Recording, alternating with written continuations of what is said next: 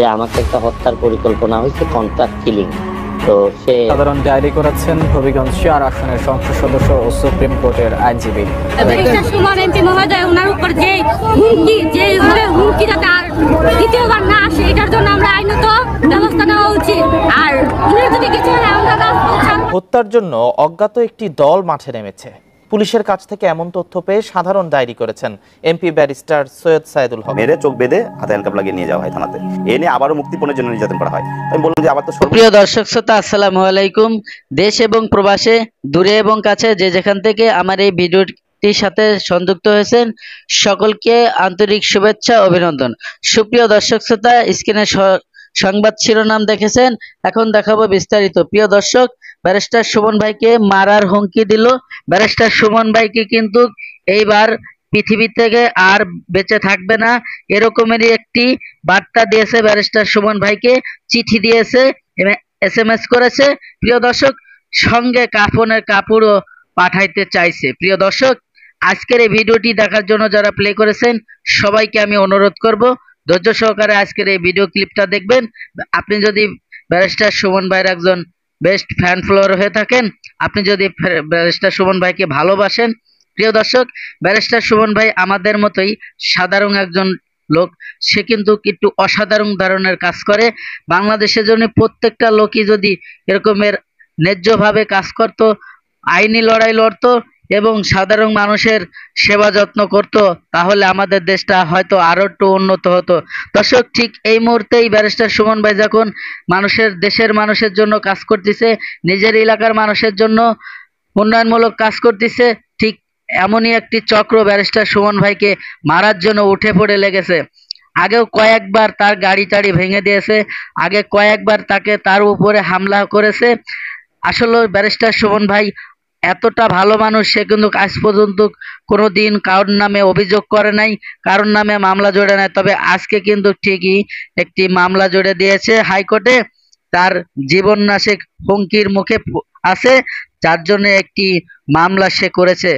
দর্শক, আজকের এই চাঞ্চল্যকর তথ্য, এমনই ঘটনাটি ঘটছে। আপনারা ইতিমধ্যে হয়তো সোশ্যাল মিডিয়াতে অনেকবার দেখে ফেলেছেন। আর এই দোষারোপটা দিচ্ছে আমাদের বাংলাদেশের কিছু কিছু নেতা মন্ত্রীদের উপরে, কারণ কিছু কিছু নেতা মন্ত্রীদের যে গোমর ফাঁস করে দিয়েছে, দুর্নীতির ফাঁস করে দিয়েছে ব্যারিস্টার সুমন ভাই, আপনি আমি কিন্তু ইতিমধ্যে সবাই কম বেশি জানি। প্রিয় দর্শক, তারই একটি কারণ হতে পারে ব্যারিস্টার সুমন ভাইকে মারার।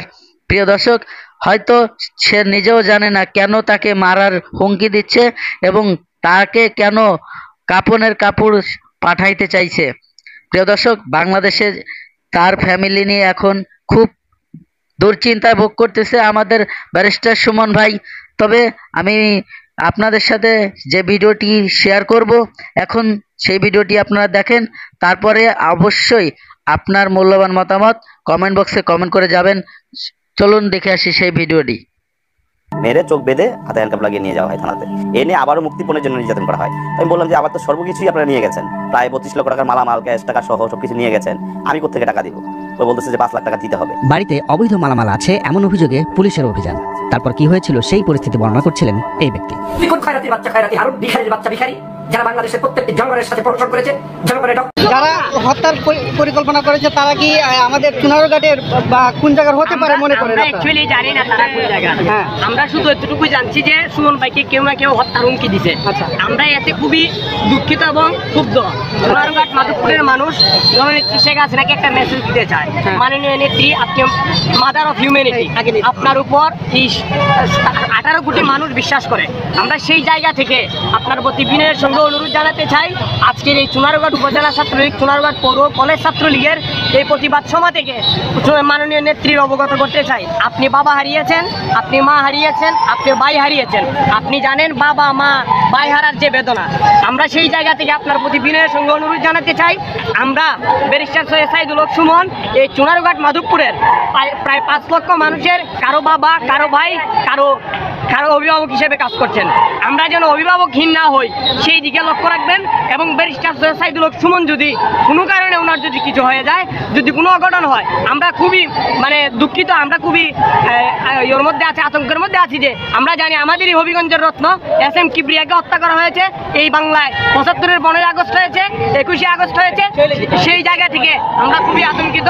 আমরা সেই জন্য নেত্রীকে বিনয়ের সঙ্গে অনুরোধ জানাবো, ব্যারিস্টার সৈয়দ সাইদুল হক সুমন ভাইয়ের মতো একজন রত্নকে যেন যত্ন করে রাখা হয়। তাহলে এই বাংলার বুকে আর কোনো দুষ্কৃতিকারী, অন্যায়কারী যারা এদেশের মানুষের সম্পদ লুটন করে খায় তারা বেড়ে উঠবে না।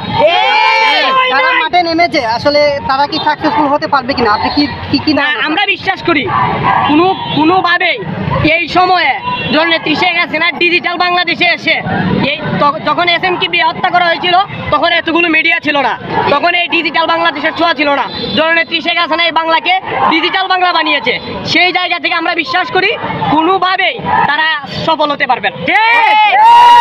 আসলে হত্যার উদ্দেশ্যটা কেন হতে পারে বলে মনে? দেখুন, ব্যারিস্টার সৈয়দ সাইদুল হক সুমন ভাই উনি MP হবার আগ থেকেই উনি বিভিন্ন অন্যায় অবিচারের বিরুদ্ধে প্রতিবাদ করে আসছেন, অসঙ্গতি নিয়ে কথা বলেছেন।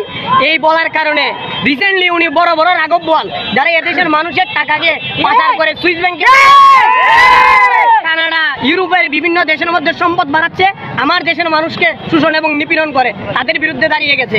যারা সরকারের বিভিন্ন পর্যায়ে আমলা হয়ে তারা এই দেশটাকে শোষণ করছে তাদের বিরুদ্ধে দাঁড়িয়েছে। সেই জন্য এই হত্যার পরিকল্পনা চলছে। তবে আমরা বিশ্বাস করি এই পরিকল্পনাকারীরা কখনো সাকসেস হতে পারবে না। আপনারা কি চাচ্ছেন? আমরা চাচ্ছি আমাদের নেত্রী জননেত্রী শেখ হাসিনা এদেশের প্রশাসন এর পদক্ষেপ নেবে এবং যারা এই পরিকল্পনা করেছে তাদেরকে বের করে আনবে। ধন্যবাদ।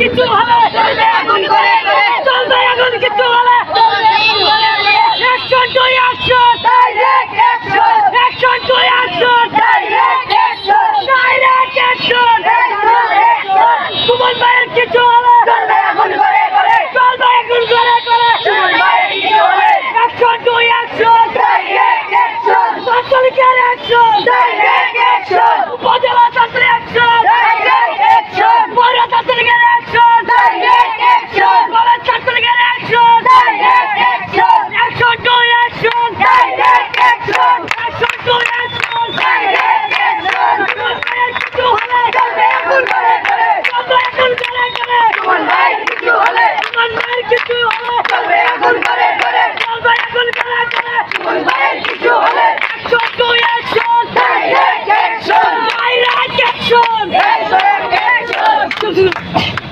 জয় বাংলা, জয় বাংলা, জয় বাংলা, জয় বঙ্গবন্ধু, জয় বঙ্গবন্ধু, বাংলাদেশ ছাত্রলীগ, বাংলাদেশ ছাত্রলীগ, মুজাহিদুল্লাহ শেখ মুজিব, বাংলাদেশ ছাত্রলীগ, সুমন ভাইয়ের ভয় নাই, রাজপথ ছাড়ি নাই, রাজপথ ছাড়ি নাই, সুমন ভাইয়ের ভয় নাই, ছাত্রলীগের রাষ্ট্রে, ডাইরেক্ট অ্যাকশন, রাজপথ কাঁপছে, ডাইরেক্ট অ্যাকশন, সুমন ভাই এগিয়ে চলো, আমরা কি তোমার।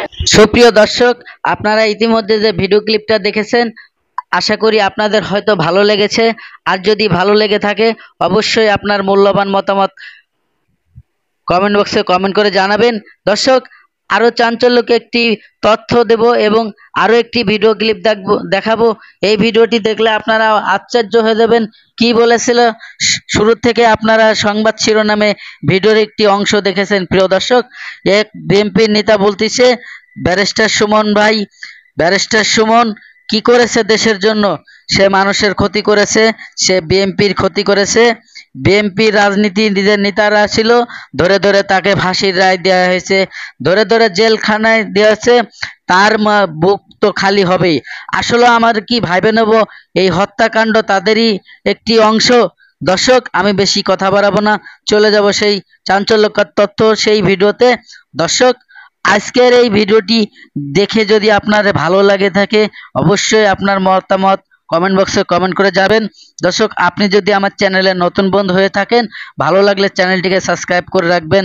দর্শক, আর যদি সাবস্ক্রাইব করে রাখেন অসংখ্য ধন্যবাদ। দর্শক, চলুন আমরা সেই মূল ভিডিওতে চলে যাই। আসলে যে 2-3 দিনের ভিতরে একটা গ্রুপ ঘুরতেছে আমারে মারবার লাগি, যেভাবে আমি পাইছি আমার সিকিউরিটি আমি বিশ্বাস করি উপরে আল্লাহ নিচে আমার এলাকার মানুষ। অন্য কেউ হইলে তো আজকে মাঠও আইলো না, আমি মাঠও আইছি। আমি চাই মরলে, আমি সোনারঘাটটা মরলে সবচেয়ে বেশি খুশি হইব যে অন্তত আমার মাটিতে আমার যেন আমার সব কিছু আমার মাটিতেই হয়। তাও আমি ভয়ে আমার কোনো কিছু কাজ আমি বন্ধ করব না। শুধু আপনাদেরকে বলবো আমি একটা এক্সট্রা সিকিউরিটি আপাতত যে কোনো কেউ আমি শরীরের কাছে অ্যালাউ করব না। আপনারা আপাতত আজকে কালকে সেলফি তুলবেন না, কারণ গেলে ফিরানো যায় না। এখন অনেকে কে কোন মন নিয়ে যায় বোঝা যায় না। সবারই তো মনে হয় আমার সোনারঘাট মাধবপুরের, কিন্তু দেখা গেল এই মাছালো দাঁড়া ভাই হয়নি সাথে, এটা তো হইতে পারি না কোন সময়।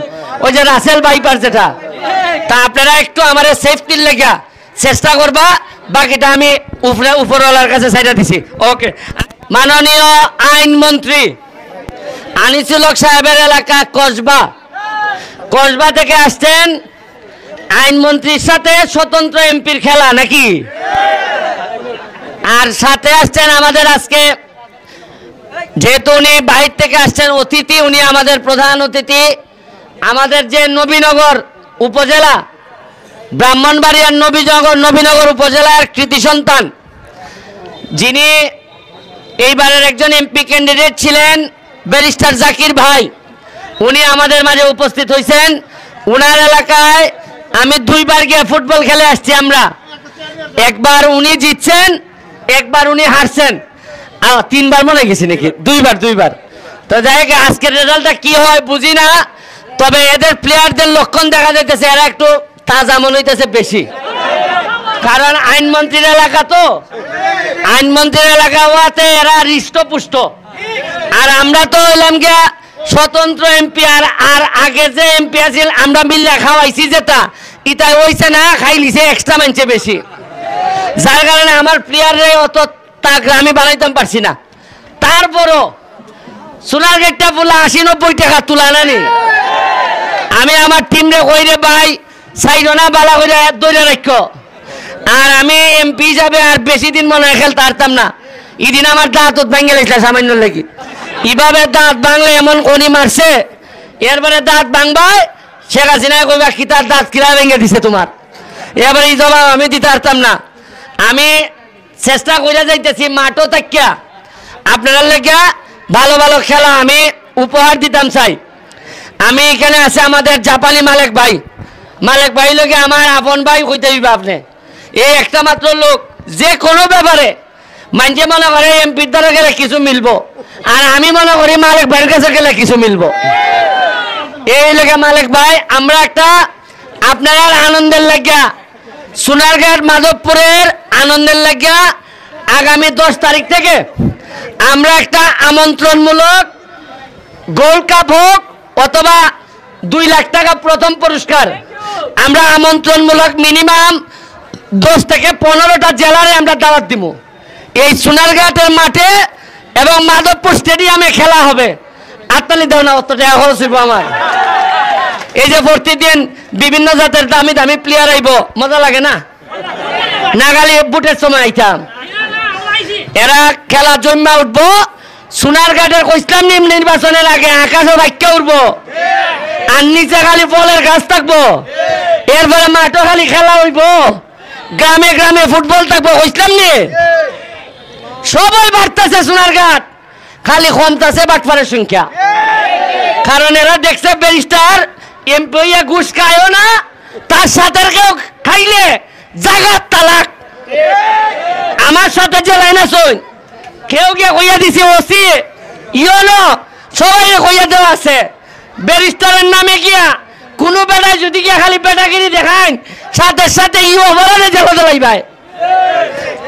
ইটার চলতো না, আগে যেটা চলছে। যাই মাঠও আর মারতাম না, আশা করি ভালো খেলা হইব, আপনারা ভালো খেলা উপহার দিবা। আমি এই পর্যায়ে আমাদের জাকির ভাইকে, এই আমাদের শালম ভাইকে 2 কথা, এরপরে জাকির ভাই শেষ করবে। Thank you. হঠাৎ কি হলো ব্যারিস্টার সাইদুল হক সুমনের? জানতে চেয়েছে যে কারা তারা, ওসি সেটি বলতে অস্বীকৃতি জানিয়েছে। এরপর থেকে তিনি নিরাপত্তাহীনতায় ভুগছেন এবং সেই কারণে থানায় সাধারণ ডায়েরি করেছেন। এখন কি হতে পারে এই ঘটনাটা, মানে কেন তিনি এমন কারোর বিরুদ্ধে কিছু বলেছেন? হ্যাঁ, কয়েকটা ঘটনা এখানে উল্লেখযোগ্য। যেমন বেনজিরের ব্যাপারে তিনি দুদকে আবেদন করেছেন এই ব্যাপারে তদন্ত করার জন্য। এটা ছিল খুবই আলোচিত ঘটনা। তখন প্রশ্ন ছিল তিনি সংসদে কেন বলেননি, একেবারে দুদকে যে বললেন, এবং দুদক তারপরে দেখা গেল যে তদন্ত কার্যক্রম শুরু করেছে এবং সেই তদন্তটা বেশ অনেক দূরে এগিয়েছে। তার সম্পত্তি ক্রোক করা হয়েছে, সেখানে রিসিভার নিয়োগ করা হয়েছে, তার ব্যাংক হিসাব জব্দ করা হয়েছে। তো এটা একটা ঘটনা হতে পারে। এছাড়া সালাম মুর্শিদি এমপি, তিনিও প্রভাবশালী। প্রিয় দর্শক, ধৈর্য সহকারে যারা আমার এই ভিডিও ক্লিপটা দেখেছেন আর হয়তোবা আপনাদের ভালো লেগেছে, আর যদি ভালো লেগে থাকে অবশ্যই আপনার মূল্যবান মতামত কমেন্ট বক্সে কমেন্ট করে জানাবেন, এবং ভিডিওটি যদি ভালো লাগে চ্যানেলটিকে যদি সাবস্ক্রাইব করতে মন চায় অবশ্যই সাবস্ক্রাইব করে রাখবেন পরবর্তী ভিডিও পাওয়ার জন্য। দর্শক, আজকের মতো ভিডিও থেকে বিদায় নেব। সবাই ভালো থাকবেন, সুস্থ থাকবেন। আল্লাহ হাফেজ।